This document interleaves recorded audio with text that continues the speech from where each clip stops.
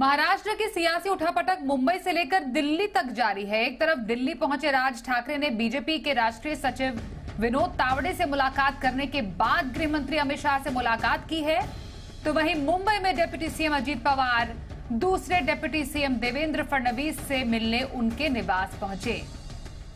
इस बीच मुख्यमंत्री एकनाथ शिंदे ने अपने निवास पर पार्टी के सांसदों और वरिष्ठ नेताओं के साथ बैठक की।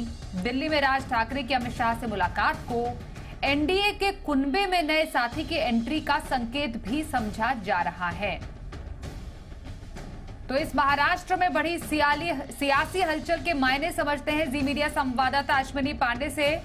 अश्विनी, मुंबई में बड़े बड़े नेताओं की मीटिंग जारी है, वहीं दिल्ली में भी महाराष्ट्र का एक्शन हम देख पा रहे हैं। अमित शाह से राज ठाकरे मिले, क्या चल रहा है? जी देखिए, अजीत पवार जिस तरह से पहले जुलाई महीने में जो है एनडीए में शामिल हुए, अब राज ठाकरे को भी एनडीए में शामिल करने की जो कवायद थी वो लगभग पूरी हो चुकी है। अगर आप देखें, उद्धव ठाकरे के जाने के बाद मराठी वोटर्स जो हैं वो ला पाने में राज ठाकरे कहीं ना कहीं कारगर साबित हो सकते हैं। इसको ध्यान में रखते हुए वो जो है बीजेपी ने एक मराठी वोटर्स को साधने की कोशिश की है।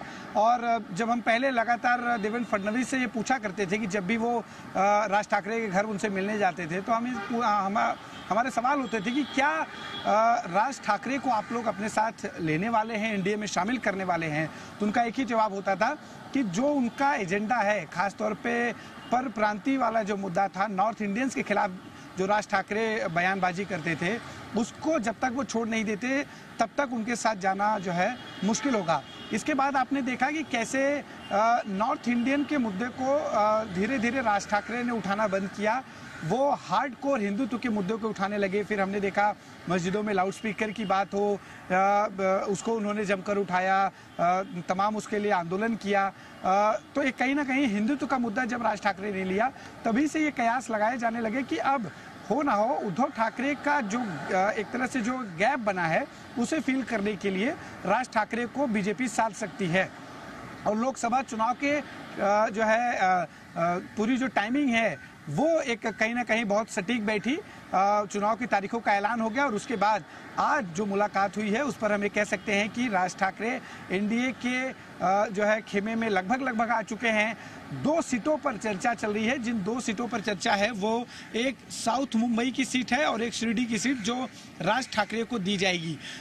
ये दोनों ही सीटें शिवसेना के पास रही हैं, शिरडी की भी और साउथ मुंबई की। लेकिन साउथ मुंबई के जो अभी मौजूदा सांसद हैं अरविंद सावंत, वो जो है शिंदे के साथ नहीं आए हैं। तो ऐसे में हो सकता है कि राज ठाकरे को दक्षिण मुंबई की जो सीट है वो ऑफर की जाए और शिरडी की। तो इन 2 सीटों पर राज ठाकरे अपना उम्मीदवार उतार सकते हैं। चूंकि 2006 में जब से पार्टी बनी है तब से 3 लोकसभा चुनाव राज ठाकरे की पार्टी ने लड़ा है, 9 में, 14 में और 19 में, लेकिन एक भी बार उन्हें जो है कामयाबी हासिल नहीं हुई है। उनका कोई भी नेता अभी तक संसद नहीं पहुंचा है।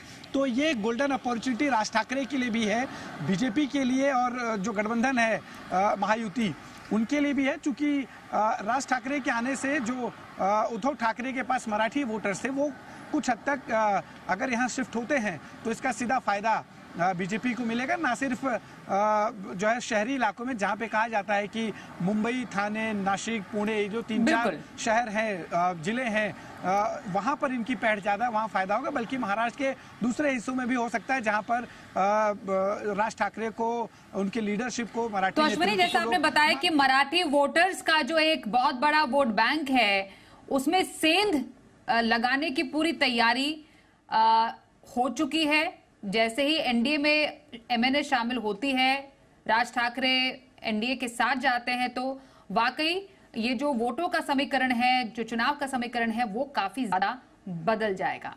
इस जानकारी के लिए अश्विनी, बातचीत करने के लिए आपका धन्यवाद करते हैं।